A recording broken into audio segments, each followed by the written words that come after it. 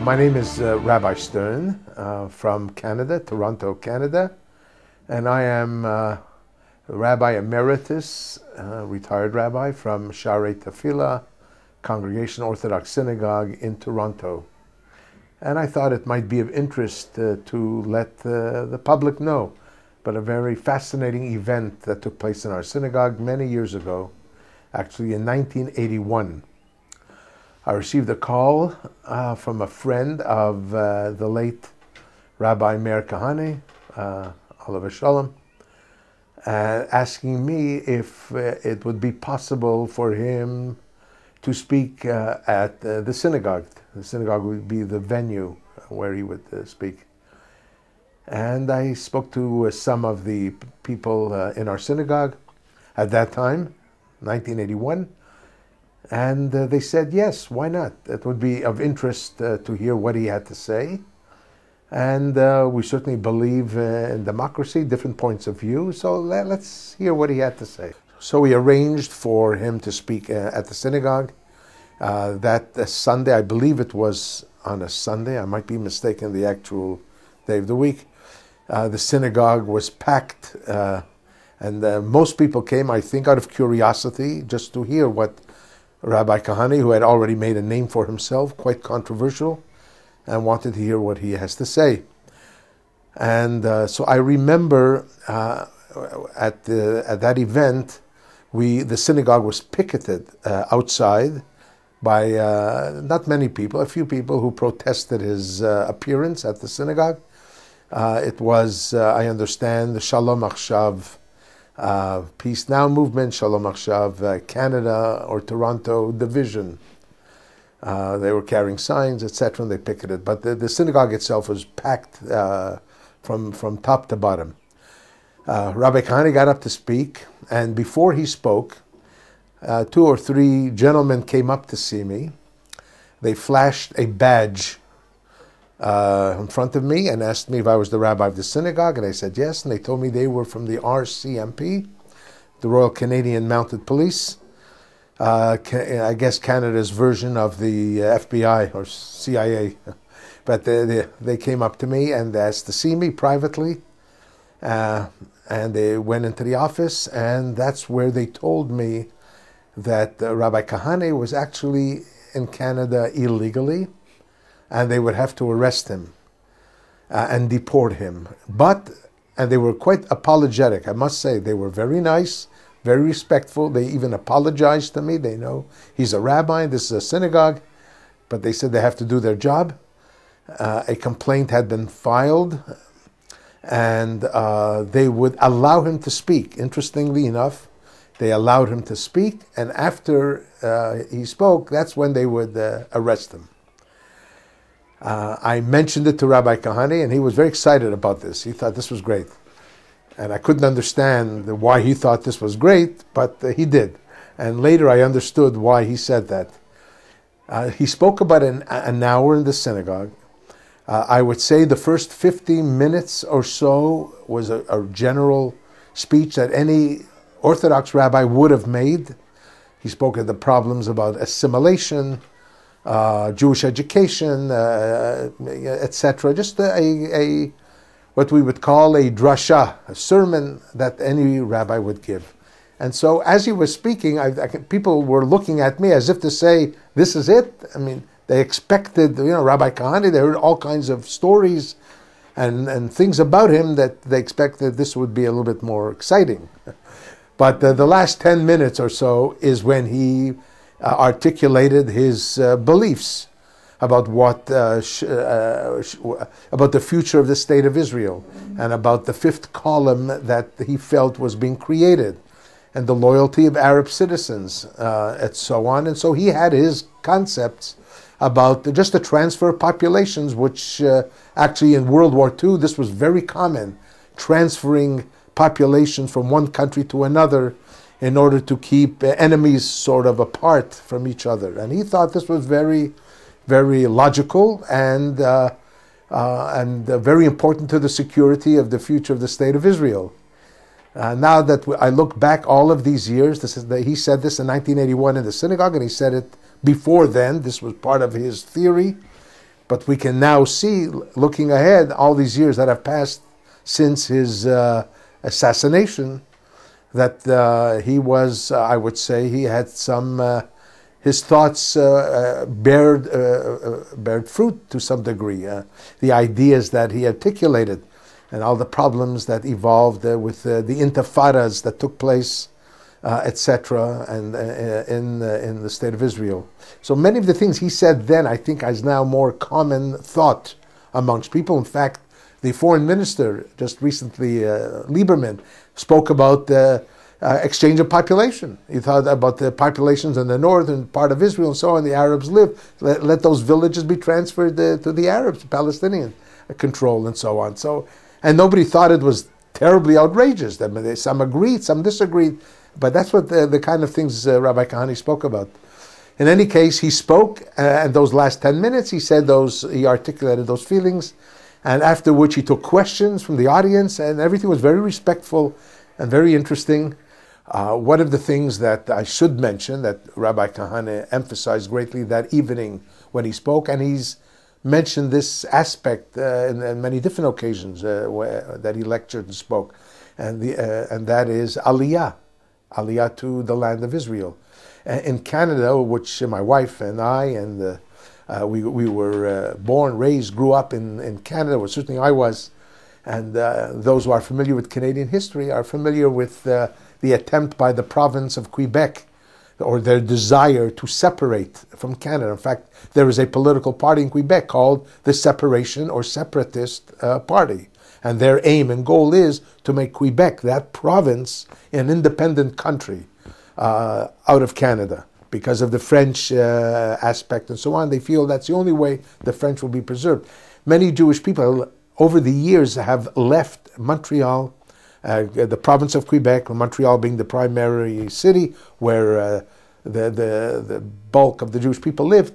Many of them left Montreal to go to Toronto, and further west to Calgary, Vancouver, and so on. And one of the things he mentioned that evening was that the Jewish people are constantly on the run. Lech lecha me'artzecha.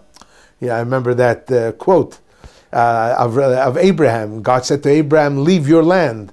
But God had a specific land in mind, and it wasn't Canada, and it wasn't Quebec, and it wasn't New York or Philadelphia or L.A., and Rabbi Kahane's point was that the Jewish people seem to be fleeing. We're always fleeing somewhere.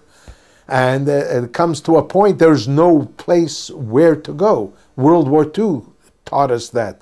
There was no place that a Jew could find a haven to escape death. Now, thank God, we have Medinat Yisrael, the state of Israel. So he was pleading almost with the people in Canada, if you're leaving, if you're fleeing, then what better place to go to than your own homeland, the land of Israel?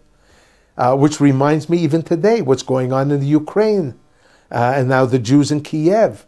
Again, we're looking to flee. Where are they going to flee when they feel the need to? To France? France is no place for Jews.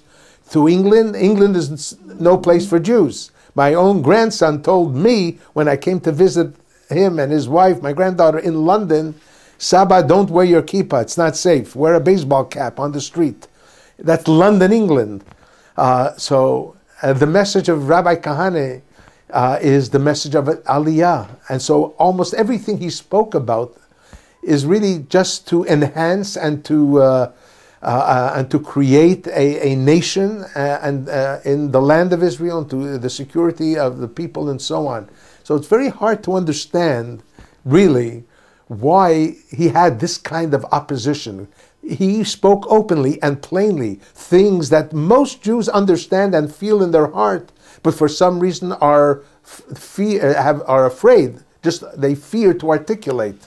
And Rabbi Kahane didn't have that fear. The man was the definition of courage, and obviously we know what happened to him. But this is a message, I think, that can today resonate, maybe even more so than it did 30, 40 years ago when he was saying these things, because now we look around and we see what's happening in Europe, and what's happening right now, as we said, in the Ukraine.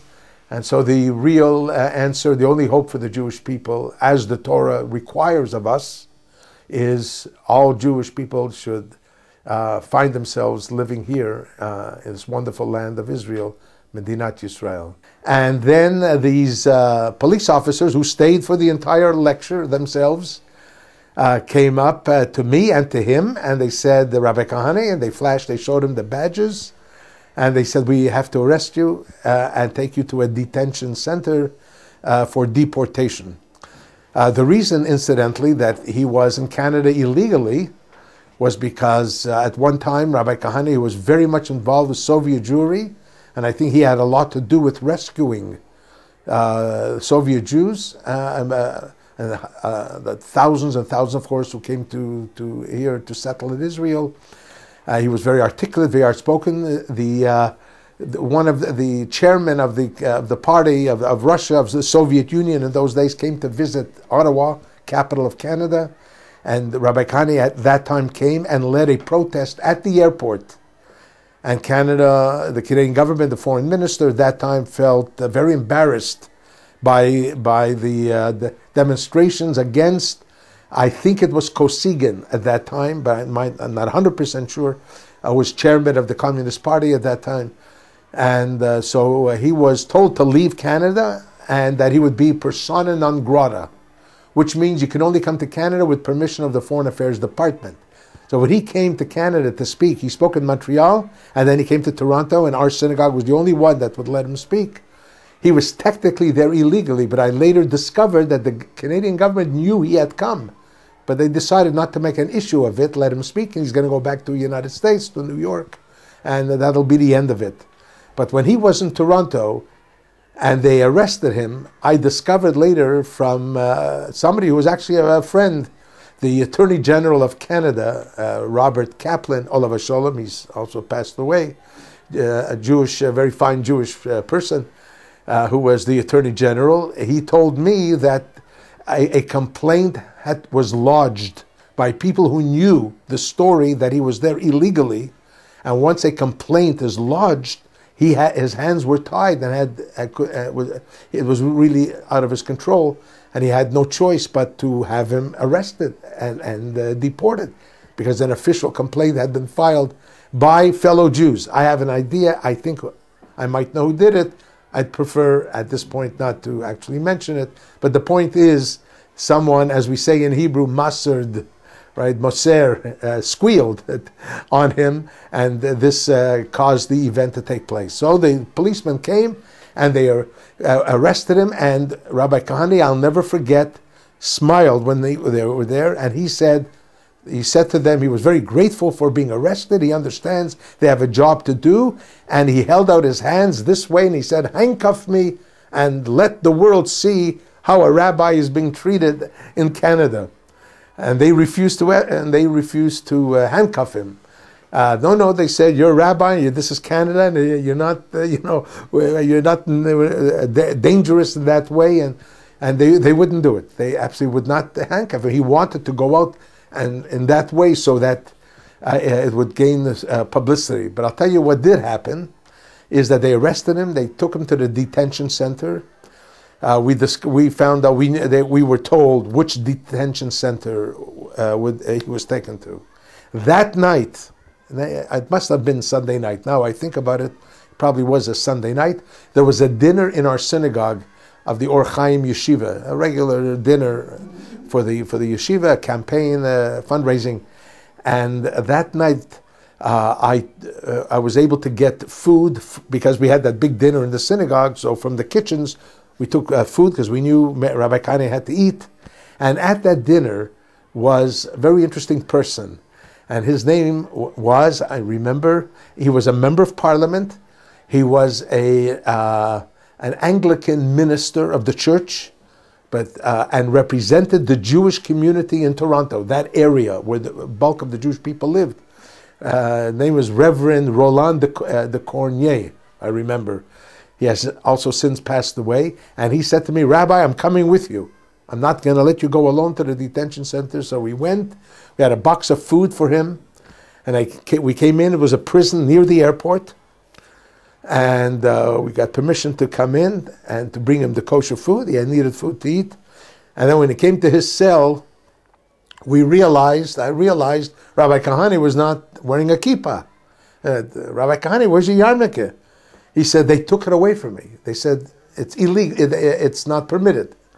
So we called in the warden, happened to be a woman, and I asked the warden, why is the rabbi, and I showed her my kippah that I'm wearing, and she said, well, we have a rule here that no headgear is permitted because quite often you have from various faiths that they wear turbans and other things as the head covering, and it's very easy to hide things in it. And so therefore they made a general rule. So I remember removing my kippah, holding it up to her and said, how much do you think you can hide under this? And she laughed herself and realized that this is silly. And so she actually returned. She went away, came back and gave him his kippah, his yarmulke, so that, because I told her he won't eat unless he has a yarmulke that day. He was released the next morning, and he was told he had 24 hours to leave the country, and that he would be watched 24 hours. Within that 24-hour period, Rabbi Kahane, and we spent a number of hours with him, most of the night actually in prison with him, to keep him company. During those 24 hours, he asked me if it would be possible to set up a press conference with the major newspapers in the city of Toronto. And I said, I'll try. And so I called the major papers at that time, the Globe and Mail, which is sort of the New York Times of Canada. They called the Globe and Mail. And the Toronto Star. These are the two major papers at that time. There were other papers since. And we set up a press conference. I remember 10 o'clock in the morning in the synagogue downstairs in one of the bigger room, in a room. And the Globe and Mail reporter, I'll never forget, asked Rabbi Kahane if he is angry and upset that he came to give a speech in Canada, in Toronto, and he was arrested and had to spend the night in a cell. And Rabbi Kahane said, angry? Am I upset by this? Are you kidding? You're here to interview me. The publicity you're going to give me, I couldn't pay if I had millions of dollars. And he was able, after that event took place, that evening, before he actually left the country, when he had to leave, he was interviewed by the Canadian Broadcasting Corporation, CBC Nightly News, which is carried coast to coast in Canada. It's like the BBC Canadian version. And he was interviewed that time by a Jewish woman reporter who has also since passed away. Her name was Barbara Frum. And she interviewed him, and he was on coast to coast television for about 15 to 18 minute interview. And he later told me that these few hours, this 24-hour trip to Canada has provided him with a platform that in his wildest dreams he could never have foreseen that would come about. This is basically an event that caused a lot of turmoil within the city of Toronto even after he left, because there were a number of people who were upset that I would allow him, our synagogue would allow him to speak, and they accused him of racism and all these other characteristics that they accused him of, and but of course, as time went on, it quieted down. But I think any person today who has any sense of understanding of history will look back at what he said and read or reread many of the things Rabbi Kahane said, and his belief system and his attitude to world affairs, and see what has happened subsequently. His assassination, the last 30-odd years or so, we'll see that most of the things he said actually were prophetic in a very profound way, and I feel it's a tragedy for the people, for Jewish people, that a man of that nature, his life was cut short in that way. I find that he was Mesirat Nefesh. There's nothing greater. We talk about the 6 million Jews, and we call them Kedoshim. The people who gave their lives because they were Jewish. Well, certainly Rabbi Kahane paid the ultimate price for his love and concern for Israel, for the people of Israel, for the Jewish people in general. And so I feel, as time goes on and more things will come out about him, I think people's attitude, even those who were very negative towards him, will one day realize that he was in fact a very great leader that should have been listened to, I think, in a closer way. But hopefully, and I certainly believe that his life that he gave was not in vain, and will ultimately bring blessing and redemption to the Jewish people.